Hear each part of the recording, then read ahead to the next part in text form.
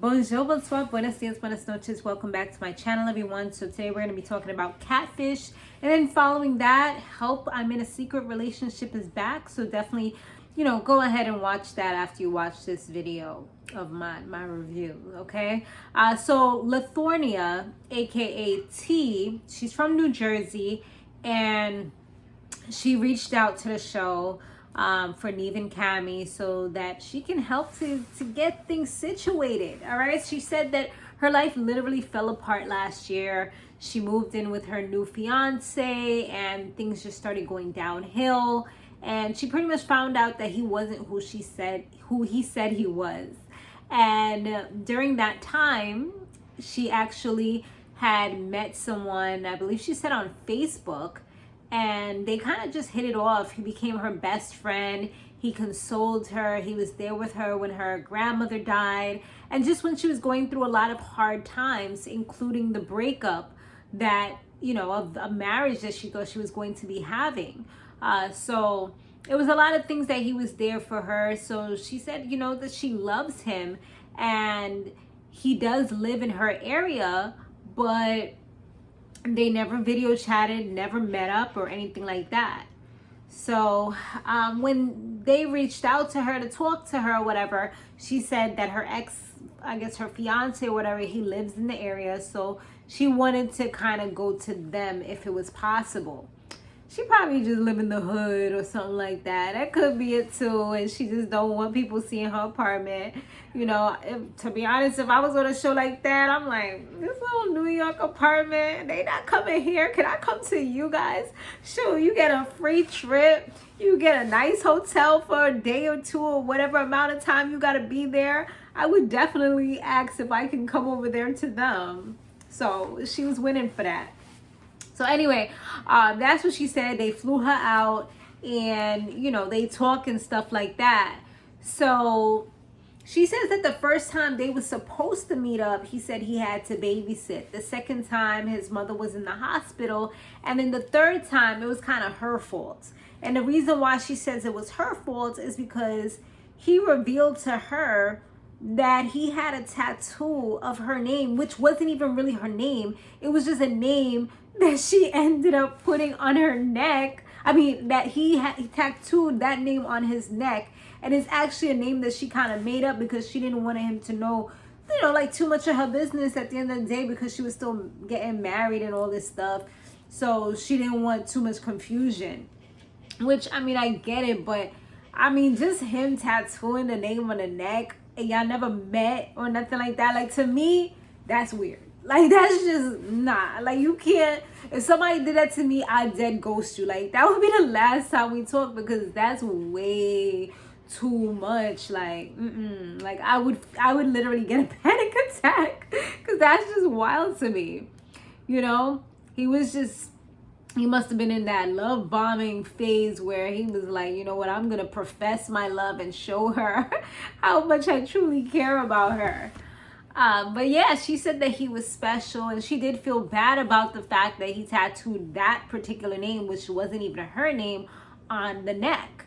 But they were hoping like maybe it was just Photoshop, maybe it wasn't real, But other than that, she feels like he has no reason to lie about anything. He just seems like an honest person for the most part, even though he talking about he got some Obama phone and that's the reason why he can't FaceTime her or do any video calls of any kind. I mean, because even if you don't have FaceTime per se, which now you can do it from Android to iPhone or vice versa, whatever you want to say. But there's also things like WhatsApp or Google video chat, or just so many things, Duo, Google Meet, so many different ways. So it's like, I don't know, it's, to me, like I always say, it's absurd in 2023. It just doesn't make any sense to me. Like, it's not adding up.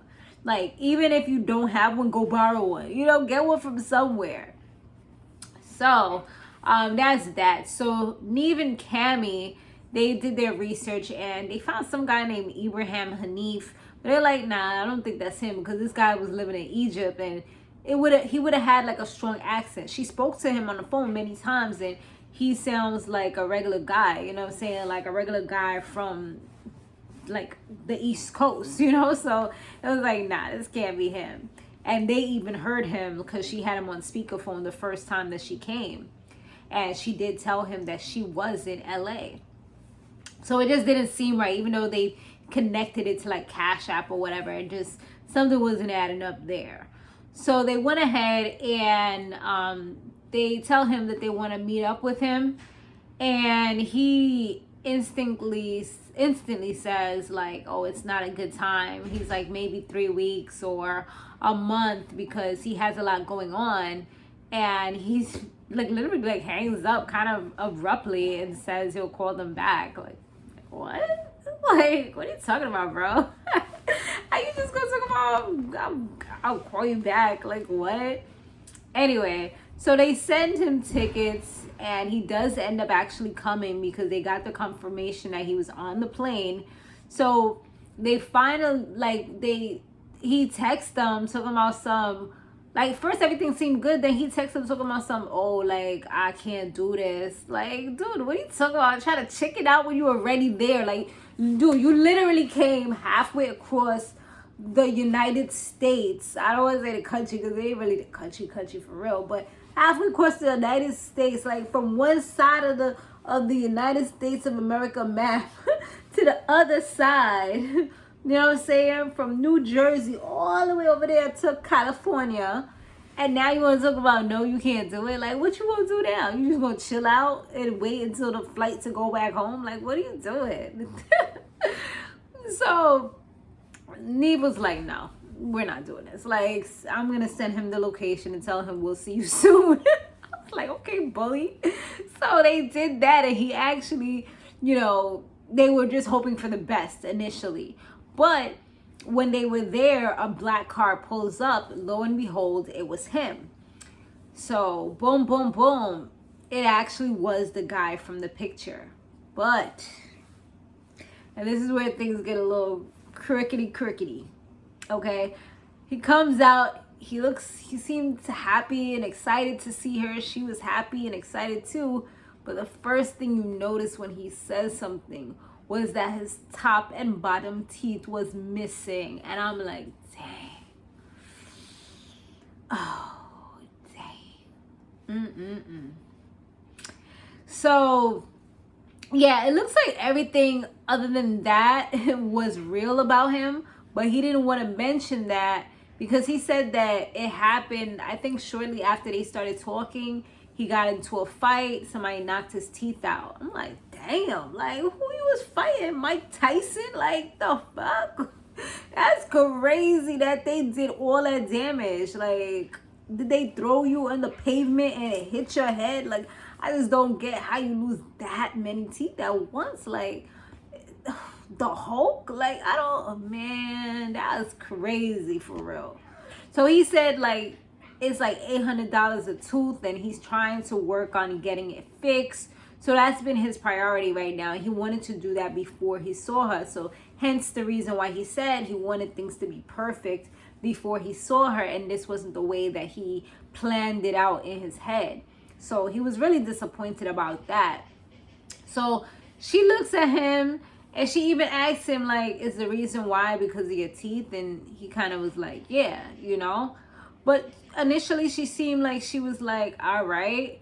And then here comes the moment where Neve was pushing her like, okay, you have to tell him, you know, like, this is important. And she's like, no, I don't want to. And then she's like, this is hard. And he's like, you have to tell him. So Neve asks about the tattoo. He says, yeah, he did it. And he had on a hoodie. He ends up taking off the hoodie. And boom, there goes the name Tara right there on his neck.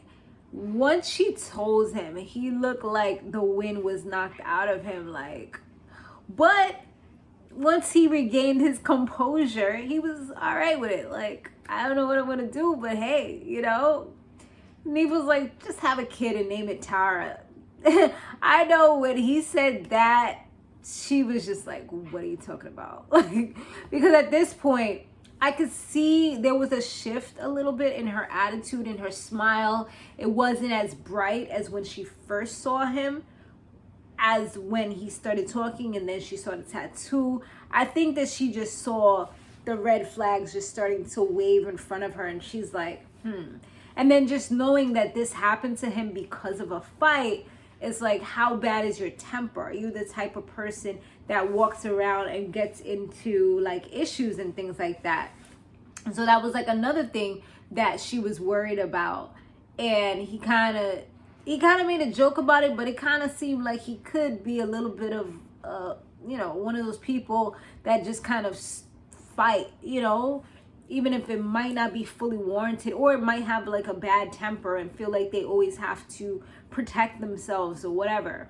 That's the vibe I was getting from him, just giving the response that he had gave. I forgot exactly what he said, but I remember that feeling when he said it.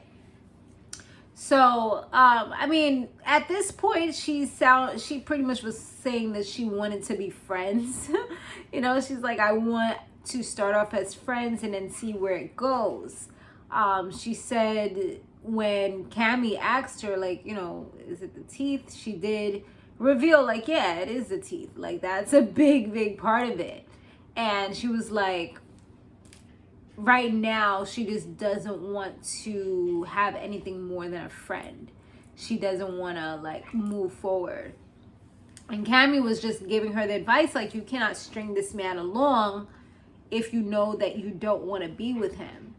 And also, you don't want to make it a superficial thing where, oh, you're waiting for him to get his teeth so then you can be with him. At the end of the day, people have preferences.